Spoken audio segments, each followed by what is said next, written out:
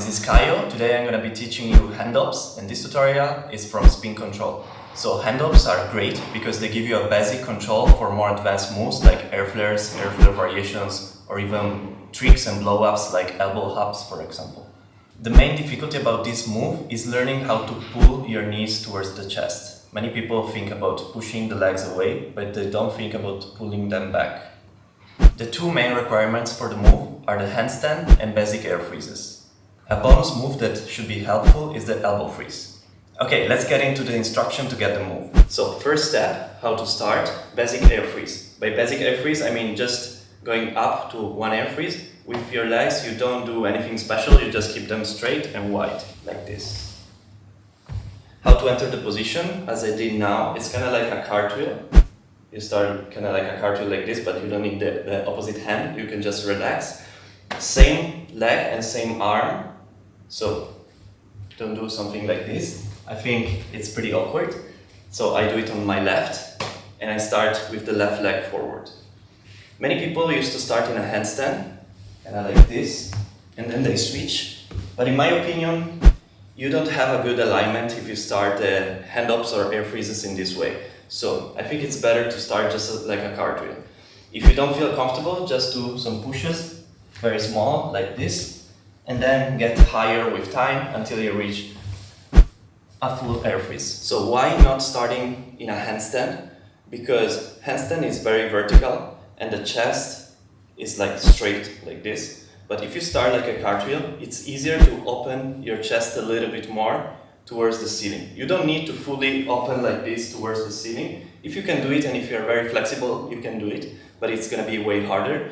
But just open a little bit, like this, from the side, like this, just a little bit. And with the legs and the hips, you should also turn in this way, like this. So, I show it from here. So I'm turning just a little bit. And from a handstand, it's a little bit hard to turn because you stay in the same alignment as a handstand. So I recommend to start from this position. So another way why to not start from a handstand, because they are too vertical, and so the angle can be too high, too vertical.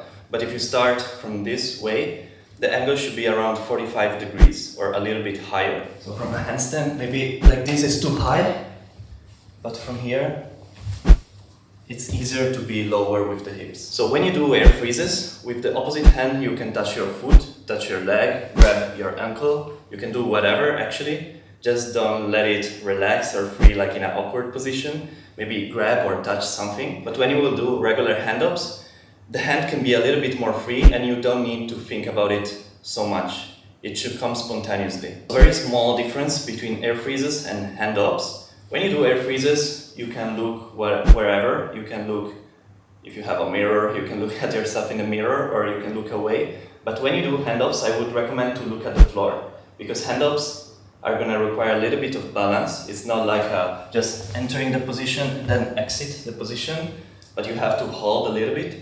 So looking at the floor will make you have more balance. It's the same like a handstand. When you do a handstand, but you look away like this, it's way harder to maintain. But if you look at the floor, it's way easier to maintain. So in my opinion, you should know at least these 4 air freezes variations before starting with hand-ups. The first one was this one that we have already seen, like I call it basic air freeze. The second one is the Nike or L kick, that is basically kind of the same, but you just bend one leg backwards in this way. The third one, a little bit harder, is the half pike. So instead of bending the leg backwards, you fold it towards you and you pull the knee towards the chest.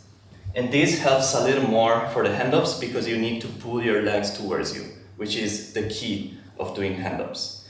And then fourth is the pike freeze. Both legs are straight or almost straight, and you touch one leg or the opposite leg, up to you, or you can even place your arm in the middle like this. You can do whatever actually. Okay, once you got the air freezes down, step number 2 is starting with hand-ups. But start with only one hop.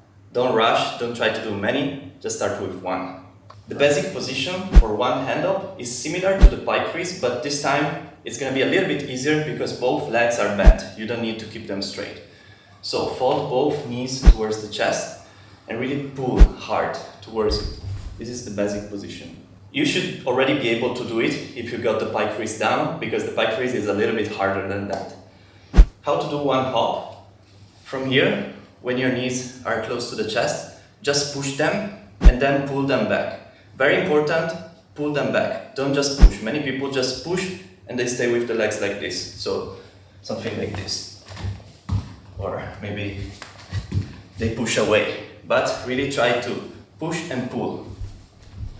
Okay, so if you pull the knees back correctly, you should be able, after one hop, to hold the position a little bit, to hold the air freeze at the end. One more very important thing for the push, for the hop, is the hop should come from this part of the leg, not from here, not from the feet. So it's not like this, but it's like this. Of course, you can kick with your feet as well, a little bit, but the main push is coming from here. So this movement here.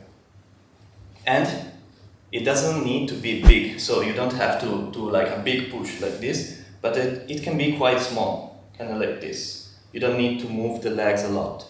Step 3, when you can do one hop, now it's time to learn multiple hops. But still don't try to do many, focus on doing maybe 2, maybe 3 hops maximum.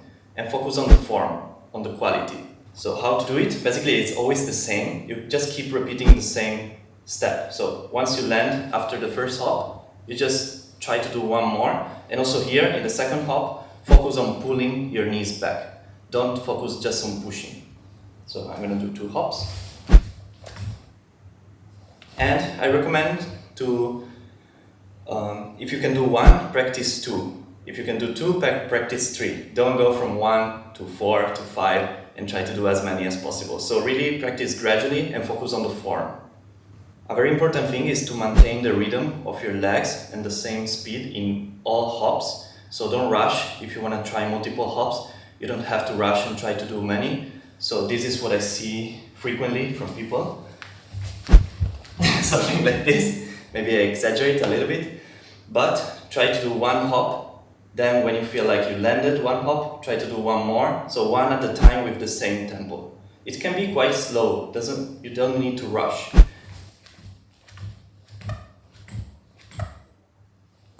How I practice hand-ups and how I recommend you to practice is what I call the pyramid method. So basically you start from one up, focusing just on the form and to do it properly and holding the air freeze after the hop. Then maybe you can do it 3 times, so 3 repetitions. You take a little rest and then you do 2 hops for 3 times again, focusing on the form and then taking a little rest, then doing 3, 4 until your maximum. Let's say your maximum is 5. And then you try 6 but you fail. At this time from 5 you go back and you do 4, 3, 2, 1. With this method you're going to focus on the quality and you're not going to focus on just doing as many hops as possible but with a bad form. The less hops you do, the more you should be focusing on the quality, on maintaining the legs composed and pulling your knees towards the chest. And the more hops you do, you can maybe forget just a little bit about the quality, but try to do more, but still try to maintain a good quality overall. Okay, if you got until this point, it's just a matter of practice. You should just keep repeating the same process over and over again until you go over 10 hand hops, and up to you how many you want to do. A bonus tip for you is practicing elbow hops at the same time with hand hops, because both moves are going to help each other. And elbow hops maybe can be easier for some people because you can start with 2 hands and you don't have to start directly with elbow hops like this, but you can start in this way, supporting yourself with the opposite hand and doing hops like this. And the positioning of the knees and the hips and the body is very similar, almost the same. So I really recommend practicing both. If you are practicing hand-ups just as a tool to unlock more advanced moves, especially power moves like air flares or even air flare variations later on, I would really recommend you to practice on both sides, not only on one side, because the more control you have on both arms, the easiest, the more advanced variations of air flares or other moves are gonna be.